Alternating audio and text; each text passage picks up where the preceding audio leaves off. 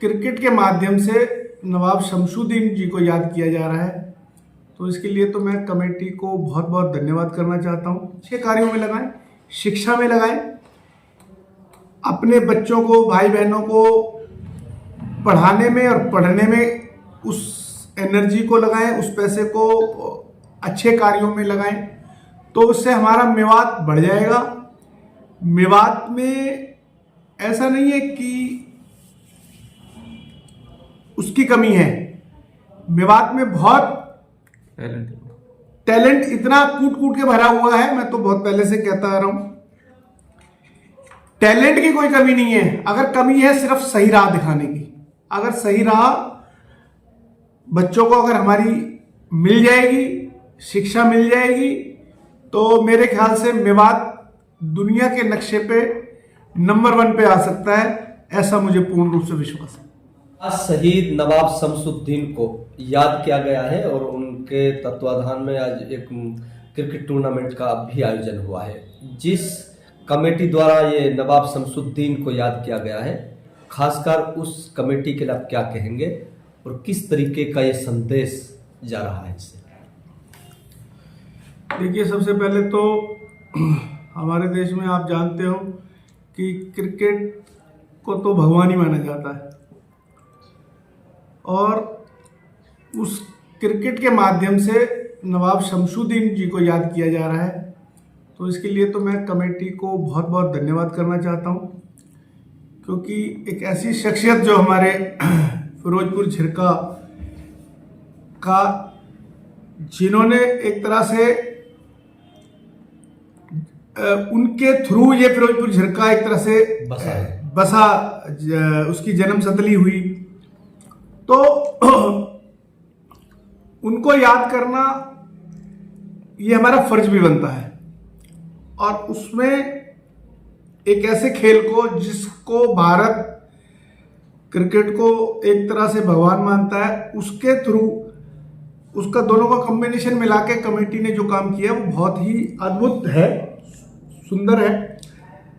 इससे क्या होगा कि बहुत सभी मेवात क्षेत्र के लोगों के पास शमसुद्दीन जी का जो प्रचार और प्रसार होगा, प्रत्येक व्यक्ति उनके बारे में जान जाएगा।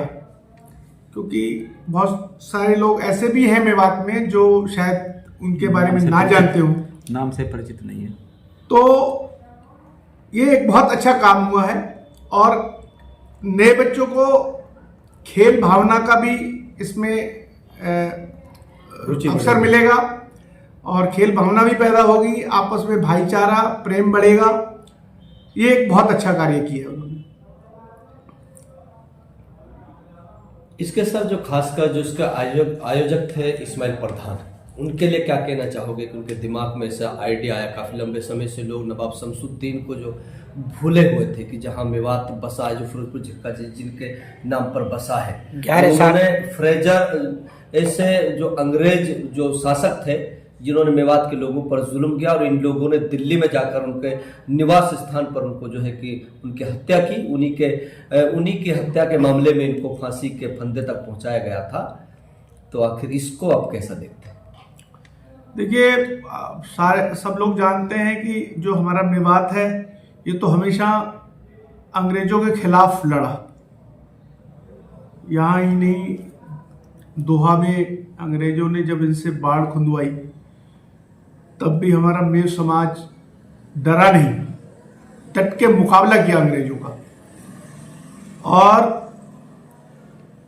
अपने देश के लिए, अपने मेवात के लिए, अपने हिंदुस्तान के लिए इन्होंने अंग्रेजों के साथ अपनी कुर्बानी दी। और जो इसके आयोजक इस्माइल जी हैं, उन्होंने उन बातों को दोबारा से नई पीढ़ी को बताने का ये काम किया है। तो मैं ये समझता हूँ कि उन्होंने एक बहुत अच्छी सोच के साथ ये कार्य किया है। मैं उसके लिए उनको धन्यवाद करता हूँ कि उन्होंने अपने मन में, मैं तो समझता हूँ कि ये एक दिन का तो प्रोग्राम है नहीं, काफ़ी पहले से उन्होंने दिमाग में अपना आइडिया लगाया होगा और उसको पूरा किया है, और काफ़ी अच्छा मैं समझता हूँ कि कमेटी ने इनाम भी उस पर बड़ा अच्छा रखा है। और टूर्नामेंट पहले भी होते रहे हैं, फिरोजपुर झिरका में काफ़ी टाइम से टूर्नामेंट भी नहीं हो रहा था जी। तो इसके लिए भी मैं उनका धन्यवाद करता हूं कि फिरोजपुर झिरका में उन्होंने टूर्नामेंट कराया। तो शमशुद्दीन जो स्टेडियम उनके नाम से है वहां पे भी उन्होंने एक काफ़ी टाइम से, क्योंकि छोटे मोटे मैच तो होते रहते थे, एक रौनक नहीं हो रही थी, तो अभी 5-10 दिन के लिए वहां पे बड़ी रौनक हो जाएगी और इसके लिए भी उन्होंने एक अच्छा कार्य। जब चौक के ग्राउंड पे लग रहे थे उस समय सर लोग यूनिवर्सिटी को याद कर रहे थे कि मरोड़ जो ये घाटाकट के पास रीगढ़ गांव के सरपंच ने बड़ा दिल दिखाया है और उन्होंने कहा कि हमारे पास 300 एकड़ जमीन है, हम सरकार को दे सकते हैं अगर ये यूनिवर्सिटी बने तो क्या कहोगे सर इसके लिए? देखिए, अगर हिंदुस्तान में अगर यूनिवर्सिटी की अगर जरूरत है सबसे पहली आज के समय में तो हमारा मेवात है। दिल्ली के इतने नजदीक होते हुए और इतनी ज्यादा जनसंख्या या पॉपुलेशन जो है उसके हिसाब से मेरे ख्याल से सबसे पहले जो यूनिवर्सिटी बननी चाहिए वो हमारे मेवात में बननी चाहिए। और घाटाकट के पास जो आप 300 एकड़ की बात कर रहे हैं उससे बढ़िया मौका भी कहीं नहीं हो सकता, क्योंकि ये दिल्ली मुंबई हाईवे से बिल्कुल नजदीक है। बाहर के लोगों को भी यहां आने जाने में कोई परेशानी नहीं होगी, क्योंकि अब लगभग गुड़गांव से 1 घंटा और दिल्ली से 1.25 घंटा, फरीदाबाद से लगभग 50 मिनट, तो ये इतना अच्छा रोड बन गया है। इस रोड से अलवर से 40 मिनट, तो सब पूरे चारों तरफ से अगर वहां पे यूनिवर्सिटी बनती है तो मेरे ख्याल ये जगह बहुत सुचारू रूप से सरकार को भी और लोगों को भी सबको मतलब माफिक हो जाएगी वो जगह। मेवात के युवा सर नशाखोरी की तरफ ज्यादा जा रहे हैं, तो उन युवाओं को क्या कहना चाहोगे जो नशा के आदी हो चुके हैं? देखिए, मैं तो उन युवकों से एक निवेदन करना चाहता हूं, क्योंकि दिल्ली के सबसे नजदीक होते हुए भी मेवात हमारा सबसे पिछड़ा हुआ इलाका है। उसकी वजह हमारे यहाँ पे शिक्षा की कमी है।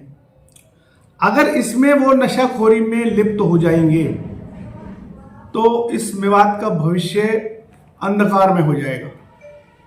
मैं उनसे ये कहना चाहता हूं कि जो सोर्स, जो विचार, जो उनकी ताकत नशा करने में लगती है, उस ताकत को वो अच्छे कार्यों में लगाएं, शिक्षा में लगाएं, अपने बच्चों को, भाई बहनों को पढ़ाने में और पढ़ने में उस एनर्जी को लगाएं, उस पैसे को अच्छे कार्यों में लगाएं, तो उससे हमारा मेवात बढ़ जाएगा।